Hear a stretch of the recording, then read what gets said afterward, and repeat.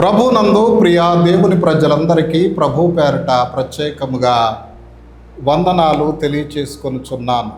ప్రభునందు ప్రియా దేవుని బిడ్డలారా, ప్రకటన గ్రంథము వ్యాఖ్యానము అను అంశమునకు సంబంధించి 15వ ఎపిసోడ్, స్ఫటికపు సముద్రమునద్దయున్నవారు 7 ఉగ్రతా పాత్రలు. స్ఫటికపు సముద్రమునద్దయున్నవారు 7 ఉగ్రతా పాత్రలు. ఈ విషయములను గురించి ప్రకటన గ్రంథం 15, 16 అధ్యాయాల్లో స్పష్టముగా వ్రాయబడి ఉన్నది.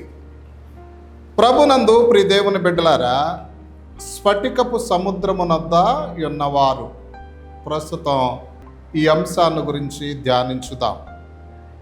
ఈ స్ఫటికపు సముద్రమునద్ద ఉన్నవారును గురించి ప్రకటన గ్రంథం 15వ అధ్యాయము 2వ వచనము నుండి 4వ వచనం వరకు వ్రాయబడి ఉన్నది. దీనిలో వీరెవరంటే, 1 క్రూర మృగమునకు, 2 దాని ప్రతిమకు, 3 దాని పేరు గల సంఖ్యకు లోబడక జయించిన వారు. క్రూర మృగమునకు అంటే క్రీస్తు విరోధికి, 2 దాని ప్రతిమకు, దాని విగ్రహమునకు, 3 దాని పేరు గల సంఖ్యకు లోబడకుండా వాటిని జయించినటువంటి వారు. అనగా 666 ముద్ర వేయించుకొనక క్రీస్తు విరోధిని ఆరాధించకుండా హతసాక్షులైన వారు అని మనం అర్థం చేసుకోవాలి. ఇది 7 సంవత్సరముల మహాశ్రమల కాలములోని 2వ 3.5 సంవత్సరములకు సంబంధించిన కాలములో ఆ యొక్క విషయాలు జరుగుతాయి. వీరు స్ఫటికపు సముద్రమునద్ద ఉన్నవారు. అంటే వీరు క్రీస్తు విరోధి ప్రతిమను ఆరాధించకుండా ఉన్నందువల్ల, 666 ముద్ర వేయించుకొనకుండా ఉన్నందువల్ల వీరు హతసాక్షులు అవుతారు. వీరిని గురించే ప్రకటన గ్రంథం 7వ అధ్యాయం 9వ వచనము నుండి 17వ వచనం వరకు చెప్పబడి ఉంది. ఆ చెప్పబడిన వారు ఇక్కడ మనకు కనిపిస్తారు. ప్రభునందు ప్రియ దేవుని బిడ్డలారా, ఇక ఇది జరిగిన తరువాత ఇంకొక అంశాన్ని కూడా యోహాను గారు దర్శనములో చూచాడు. ఏంటంటే, 7 దేవదూతలు 7 ఉగ్రతా పాత్రలు కుమ్మరించారు. ప్రభునందు ప్రియ దేవుని బిడ్డలారా, ఈ 7 దేవదూతలు ఎక్కడి నుంచి వచ్చారు? 7 దేవదూతలు పరలోకములోని సాక్ష్యపు గుడారములో నుంచి వచ్చిన వారు అని ప్రకటన గ్రంథం 15వ అధ్యాయం 5వ వచనము నుండి 8వ వచనము వరకు వ్రాయబడి ఉన్నది. ప్రియదేవుని బిడ్డలారా, వీళ్ళు పరలోకములోని సాక్ష్యపు గుడారము నుంచి ఈ 7 దేవదూతలు వచ్చారు. వీరికి 7 పాత్రలు ఇవ్వబడ్డాయి. ఒక్కొక్క పాత్ర కుమ్మరించినప్పుడు భూలోకంలో ఏం జరిగిందో మనం గ్రహించగలుగుతాం. ప్రభునందు ప్రియ దేవుని బిడ్డలారా, గమనించవలసినటువంటి విషయం, ఈ 7 దేవదూతలు 7 ఉగ్రతా పాత్రలను కలిగి ఉన్నారు. ఆ పాత్రలు కుమ్మరించినప్పుడు భూలోకంలో ఉన్న అవిశ్వాసులైన ప్రజల మీద శిక్షలు వచ్చినట్లు మనం పరిశుద్ధ గ్రంథములో చూస్తాం. దేవుని బిడ్డలారా, 7 పాత్రల వివరణ. ప్రభునందు దేవుని బిడ్డలారా, ఇందులో మొదటి దేవదూత పాత్రను కుమ్మరించినప్పుడు ఏం జరిగింది? ప్రకటన గ్రంథం 16వ అధ్యాయం 2వ వచనములో ఈ విషయం వ్రాయబడి ఉన్నది. అంతటా మొదటి దూత వెలుపలకు వచ్చి తన పాత్రను భూమి మీద కుమ్మరింపగా, ఆ క్రూర మృగము యొక్క ముద్ర గలవారికిని, దాని ప్రతిమకు నమస్కారము చేయువారికిని బాధాకరమైన చెడ్డపుండ్లు పుట్టెను. ప్రియదేవుని బిడ్డలారా, 7 ఏళ్ల మహాశ్రమల కాలములో 2 3.5 సంవత్సరాల కాలంలో క్రీస్తు విరోధి, ప్రపంచ నియంత అవుతాడు, తనను ఆరాధించమని చెప్తాడు, తనకు ఒక గుర్తుగా ఒక ముద్రను ప్రవేశపెడతాడు. ఈ ముద్ర నొస్ట మీద కానీ కుడి చేతి మీద కానీ వేయించుకోవాలి.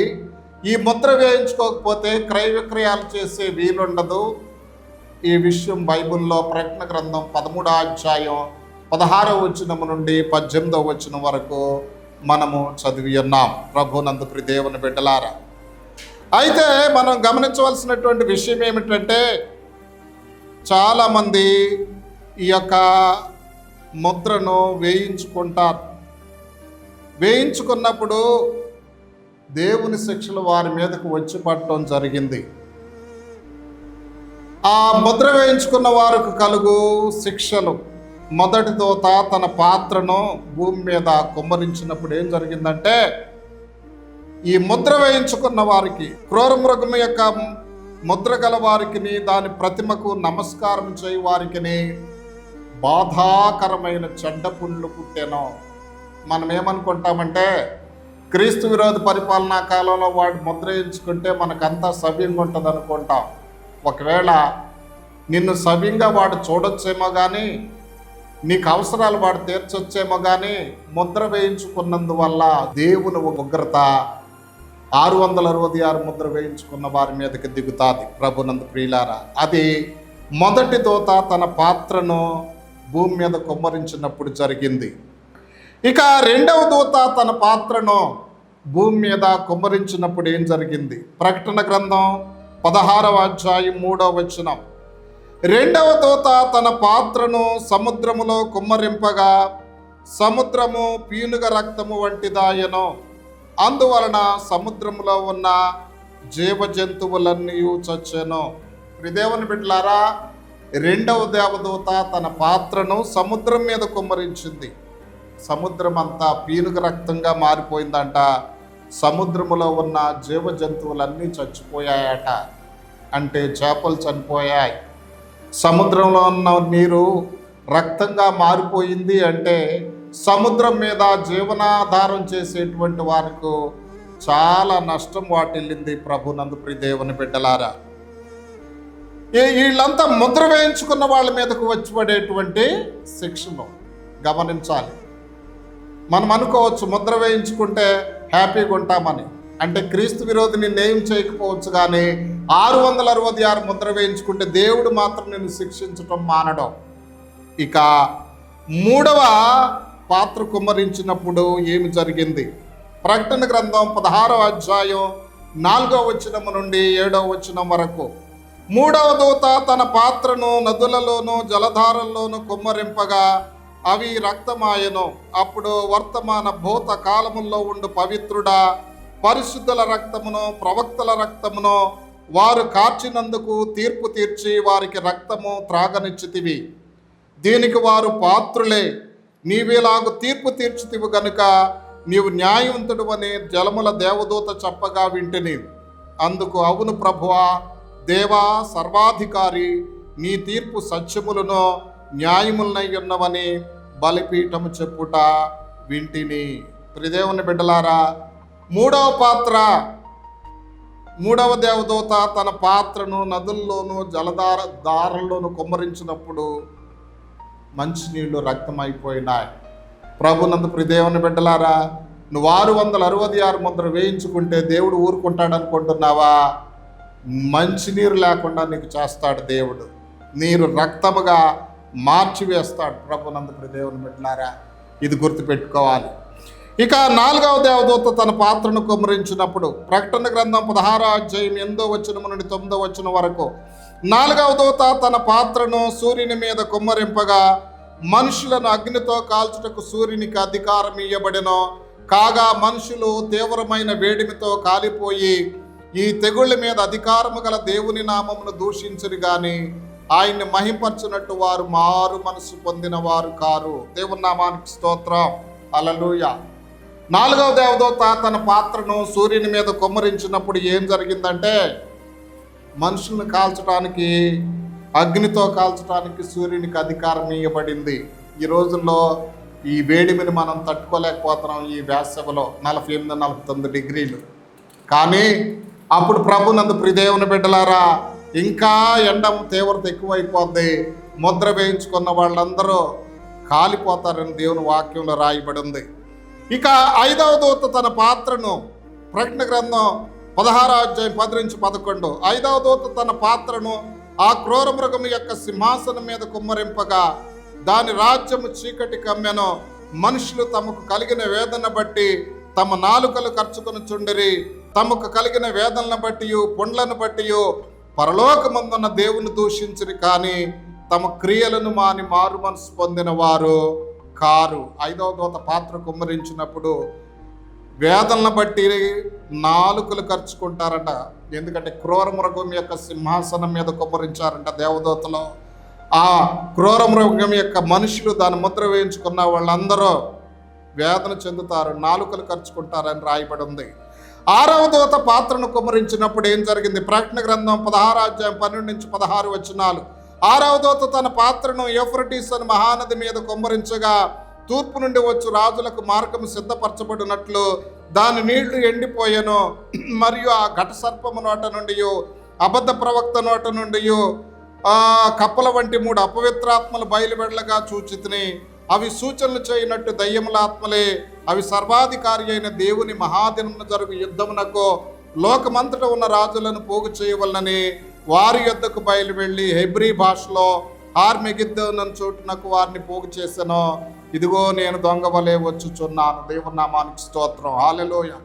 6వ దూత తన పాత్రను యూఫ్రటీస్ నది మీద కుమ్మరించినప్పుడంట యూఫ్రటీస్ నది ఎండిపోయిందంట. దానిలో గుండగా మార్గం ఏర్పడిందంట. తూర్పు నుండి రాజులు వచ్చారట.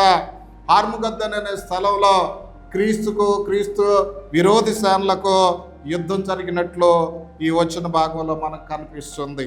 ఇక 7వ దూత తన పాత్రను వాయుమండలం మీద కుమ్మరించినప్పుడు ఏం జరిగింది? ప్రకటన గ్రంథం 16వ అధ్యాయం 17వ వచనం నుండి 21వ వచనం వరకు.